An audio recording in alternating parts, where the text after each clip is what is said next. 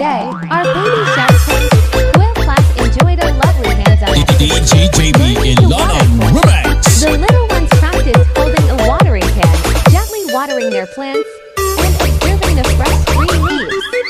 Through this simple experience, children began to learn how to care for plants and love nature. Baby Jolly carefully held the watering can with both hands. Jolly slowly tilted it so the water could reach the soil around the plant. Baby Hammy was fascinated by the flowing water. Hammy happily moved from one little plant to another, watching the leaves gently move as the water touched them. Baby TRAINGLE practiced coordinating hand and eye movements while controlling the direction of the water. Baby Mina gently cared for the plants and carefully observed their tiny green leaves.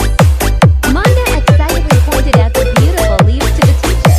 Why should children learn to water plants? This hands-on activity helps develop fine motor skills and eye coordination.